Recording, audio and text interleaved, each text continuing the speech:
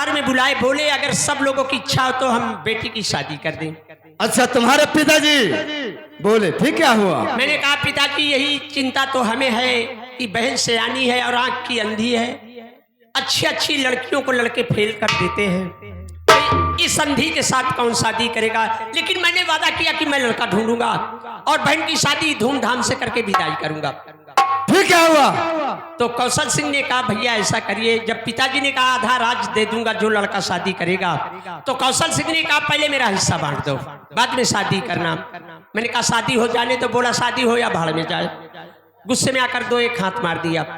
गुस्से में तुम अपने भाई को, कौशल सिंह को तुमने मार दिया? जी। फिर क्या हुआ? पिताजी समझा बुझाकर पूरे परिवार को राजमहल भेज दिया। फिर क्या हुआ? उसके बाद सौतेली माँ बहन को बहुत परेशान करती थी। हमारे यहाँ का जो सेनापति था वो हमारे यहाँ नौकरी करता था।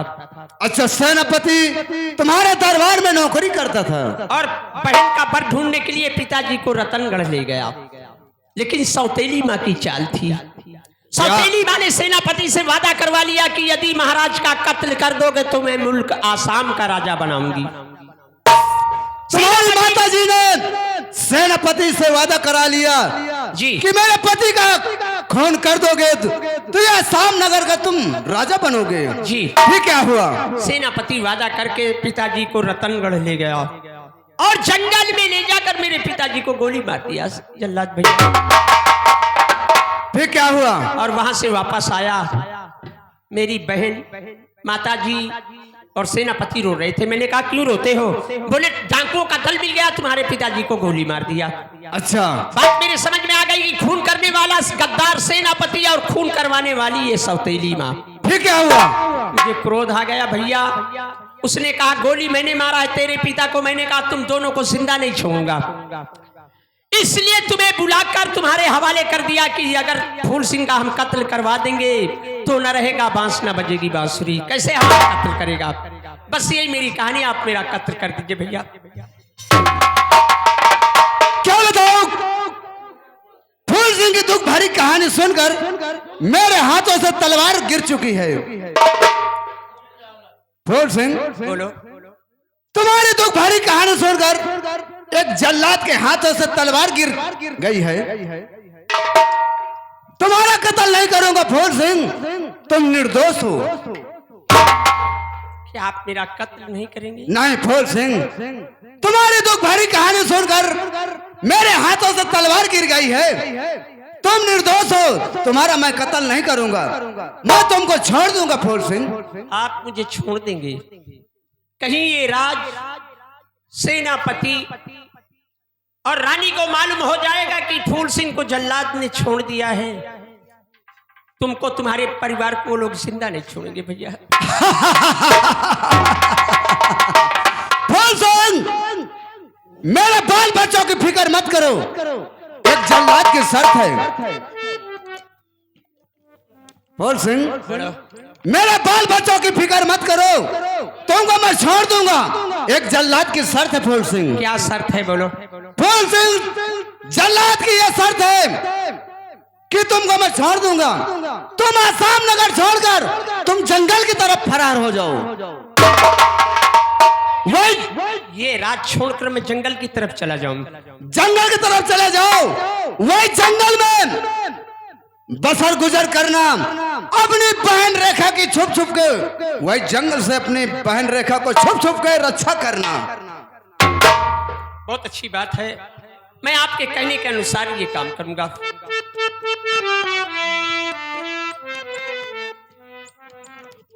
फूल सिंह, मैं जा रहा हूं।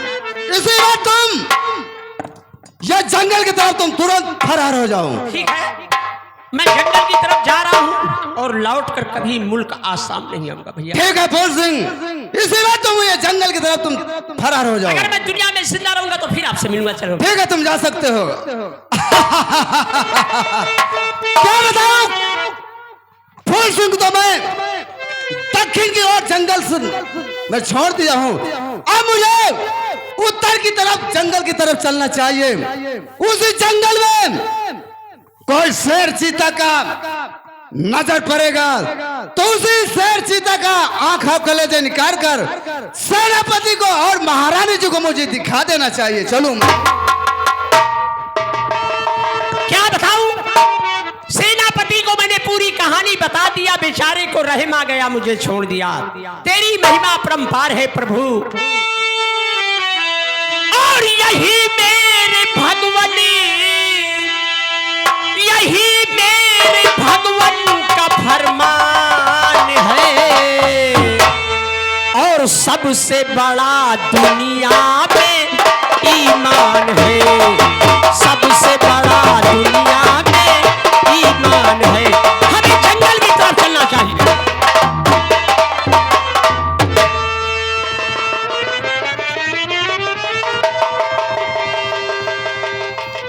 दोस्तों,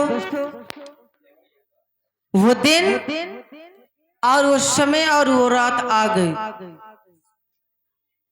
मैं तो अपने बिस्तर पे बहन रेखा को सुलाई, वो आराम से सो रही। अब मुझे क्या करना चाहिए? कमरा नंबर 6, कमरा नंबर 6 रेखा बहन के बिस्तर पे मुझे लेटना चाहिए,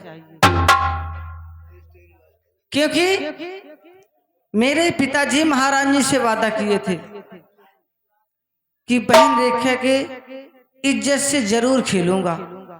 तो आज पिताजी मैं भी देखती हूँ कि मेरे रहते हुए तुम मेरी सहेली इज्जत के हाथों से कैसे खेलती हो, जरा मैं भी तो देखूं। दरबारी जी राजकुमारी। ऐसा कीजिए, हाँ, जरा मेरा बिस्तर लगाइए। जैसे राजकुमारी आपकी इच्छा हो वैसे मैं कर दूंगा। लगाइए जरा बिस्तर। ठीक है।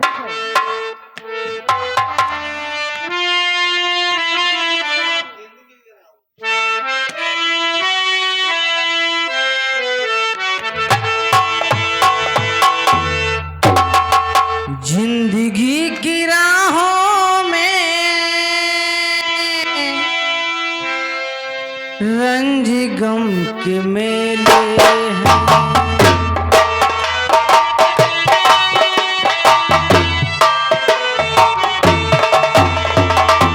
जिंदगी की राहों में रंज गम के मेले हैं।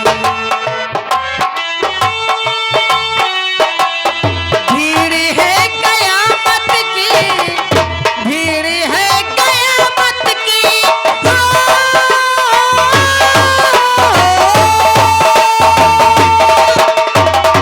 भीड़ है कयामत की, और हम अकेले हैं, और हम अकेले हैं, और हम अकेले हैं।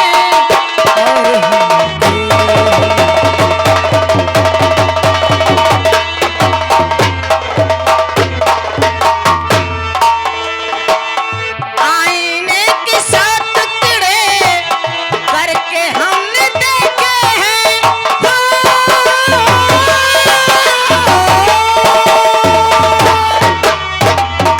आईने के साथ टुकड़े करके हमने देखे हैं।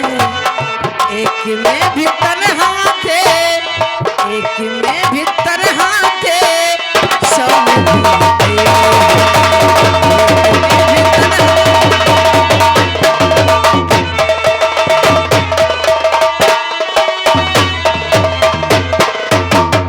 जब सवाब आया है आंखें क्यों चुराते हो,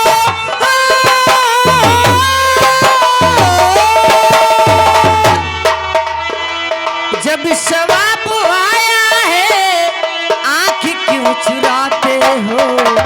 बचपने में हम और तुम, बचपने में हम और तुम साथ साथ खेले हैं, बचपने में हम और तुम साथ साथ खेले हैं।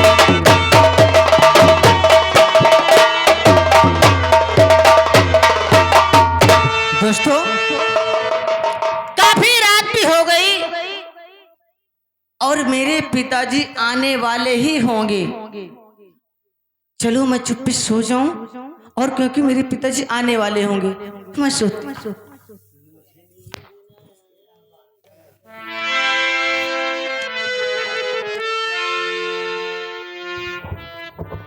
रात दरबारी जी मंत्री जी। जाओ जाओ, एक बोतल शराब लेकर आओ। ठीक है सेनापति जी, अभी मैं जा रहा हूँ। जाओ। ठीक जा।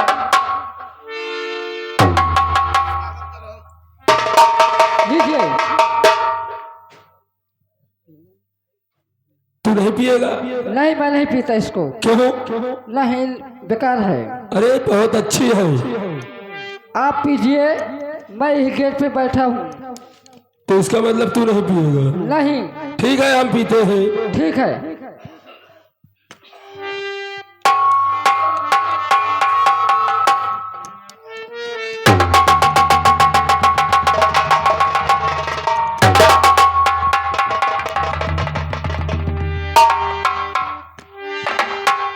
वाह रामबली, क्या चीज लेकर आया है रे। रेखा, आज ये सेनापति तेरे पास आएगा।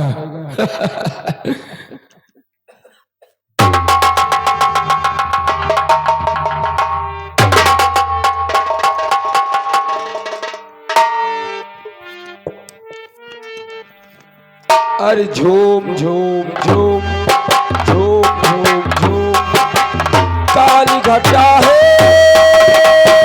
मस्त फिजा है, काली घटा है मस्त फिजा है, तू भी नशे में झूम झूम झूम बराबर झूम सारा झूम बराबर झूम।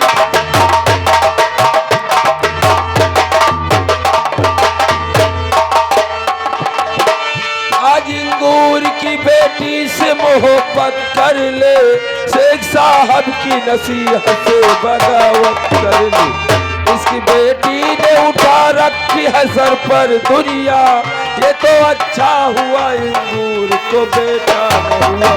कम से कम सूरत साखी का नजारा कर ले, आए पैखाने में जीने का सहारा कर ले। जामे उठा ले, मुँह से लगा ले, जाम उठा ले, मुँह से लगा ले, मुँह से लगा के चुम चुम चुम चुम बराबर।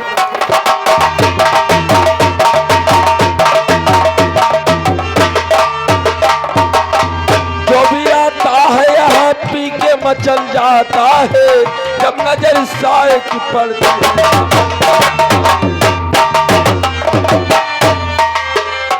वाले तुझे आ जाएगा पीने का मजा, इसके हर घूंट में पोसीदा है जीने का मजा।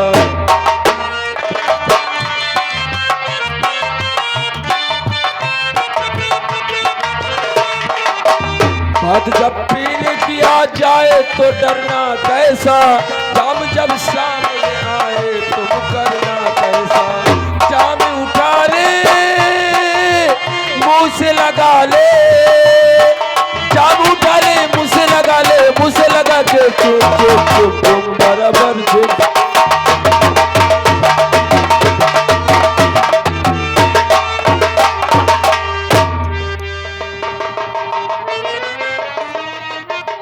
महारानी ने बताया कमरा नंबर 6, कमरा नंबर 6 तो यही है। वो रेखा मेरा इंतजार करती होगी। चलो प्यारी रेखा, आ रहा हूं मैं तेरे पास, आ रहा हूं। आज जी भर के बातें करेंगे। ओहो, सो रही हो मेरी जान रेखा?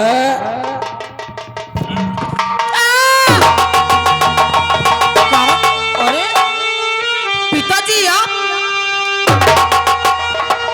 अरे इसके भूखे पापी, अरे अधम भेड़िए, इसके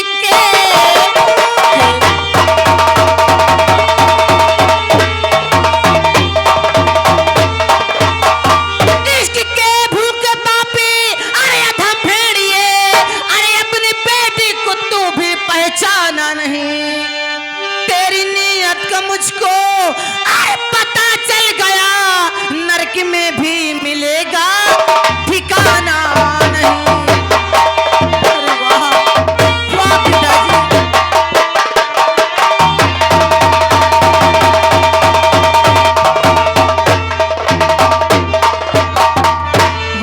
पिताजी वाह, अरे पिताजी लगा दिया, अरे लगा दिया गा करके हमारी जिंदगानी में, कहीं मर जा कमीना डूब चुल्लू भर पानी में। जवानी आज भी गर्जे, अरे जवानी आज भी गर्जे, संभाले न संभलती हो, अरे मिटा लो दिल की हसरत खड़ी पूजा जवानी में।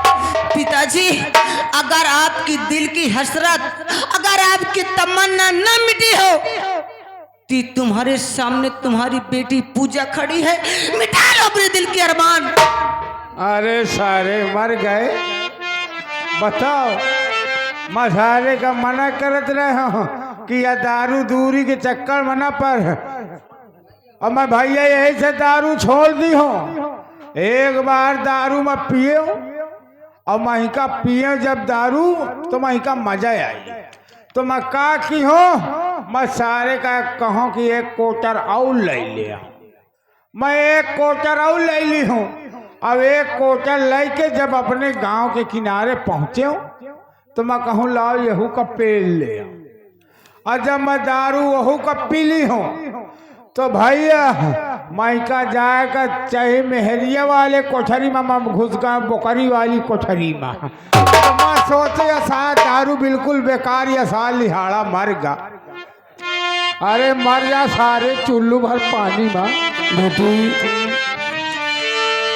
मैं मानता हूँ मुझसे बहुत बड़ी गलती हुई है,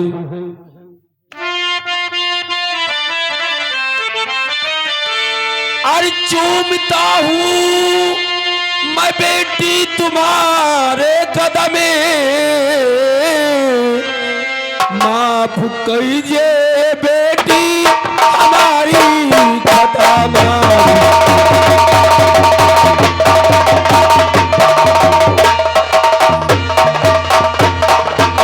और ये इस गलती दोबारा से होगी नहीं, माफ पूजा करो मैं गुनहगार हूँ, माफ पूजा। बेटी मैं मानता हूँ मुझसे बहुत बड़ी गलती हुई है, लेकिन मैं तेरा पिता हूँ बेटी, मैं तुझसे प्रॉमिस करता हूँ कि आज के बाद मुझ ऐसी कोई सी गलती नहीं करूंगा कि जिससे तेरा सर नीचा हो। पिताजी मुझे तो आपको पिता कहने में शर्म आती है, लेकिन क्या करूं, मजबूर हूं मैं भी, क्योंकि तुम मेरे पिता हो। आप मेरे सामने हाथ जोड़ के माफी मांग रहे हैं, मुझे बहुत बड़ा दुख हो रहा, लेकिन पिताजी ये आपकी गलती थी, इसलिए मैं तुमको माफ करती हूँ। हाँ बेटी मैं तुझसे वादा करता हूँ देख मैं तेरे सामने कभी ऐसी गलती नहीं करूंगा। ठीक है पिताजी, मैं आपकी गलती माफ तो करती हूँ, लेकिन एक बात मेरी जरा कान खोल के सुन लेना। वो क्या है? गलती तो मैं माफ करती हूँ, लेकिन आज के बाद न तुम मेरे पिता और न मैं आपकी बेटी, सारा रिश्ता नाता इसी पर से खत्म। छोटी सी गलती में तू मुझे इतनी बड़ी सजा दे रही है, आखिर तू मेरी ही बेटी है। ये तो सोच जरा कि बचपन से तुझे पाला, आज तू मुझसे रिश्ता तोड़ रही है। अरे पिताजी, मैं तो तुम्हें एक अच्छा नेक इंसान समझती थी कि मेरे पिताजी बहुत अच्छे, एक नेक समझदार मेरे पिताजी हैं, ताकि उस दिन जब मेरे बहन रेखा के लिए वर ढूंढने जा रहे थे, जब मैं वो बात को सुनी, मुझे बहुत बड़ी खुशी हुई कि देखिए मेरे पिताजी दूसरों के लिए कितनी भलाई करते हैं। लेकिन मुझे नहीं पता था पिताजी कि तुम एक काले नाग हो। ठीक है, तेरी जैसी इच्छा तू ऐसा कर। ठीक है, तुम जाओ। मैं तुमसे वादा किया हूं कि आज के बाद ऐसी गलती कभी नहीं होगी।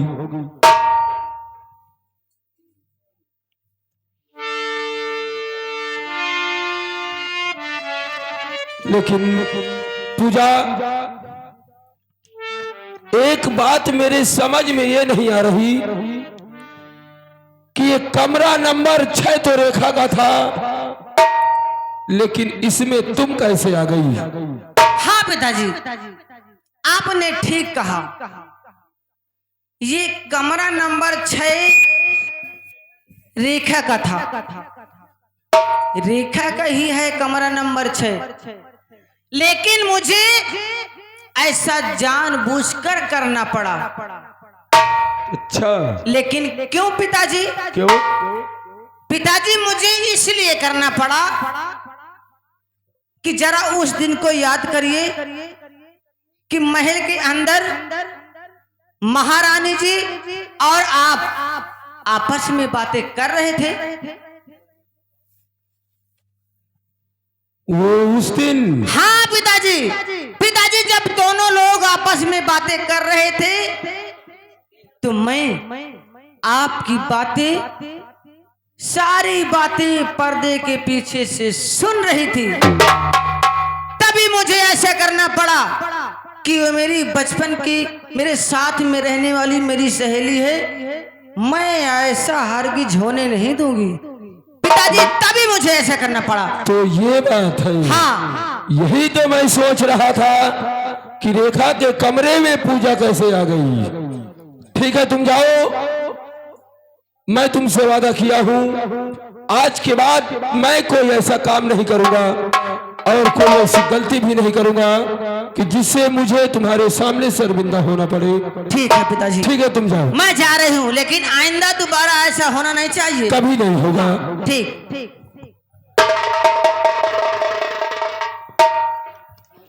हरामजादी रेखा, तूने जिस तरह मुझे अपनी बेटी की नजरों में गिराया है, अगर तेरी रंगीन जवानी से नहीं खेला तो मेरा भी नाम सेनापति है। देख, मैं आ रहा हूं तेरे पास। कौन तुझे मुझसे बचाता है?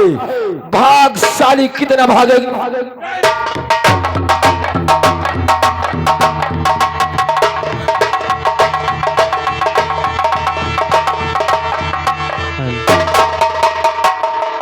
हरिओम हरिओम, नारायण नारायण नारायण, अलख निरंजन, नारायण नारायण नारायण। क्या बताऊं, भ्रमण करते करते कितनी दूर तक निकल आया। किसी ने ये तक नहीं पूछा कि बाबा कहां से आ रहे हो और कहां के लिए प्रस्थान हो रहे हो। किसी ने एक चुटकी आटा तक नहीं दिया। सुबह से शाम हो गई। बारिश समय कहते हैं कि मनुष्य का तन बार बार नहीं मिलता, सिर्फ एक बार इंसान को मिलता है। चाहे इसे व्यर्थ में गंवा दे और चाहे राम भजन में व्यतीत कर ले।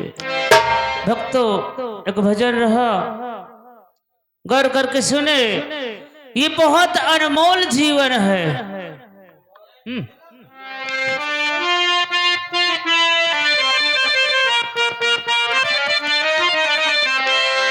के बड़ा अनमोल मिला रे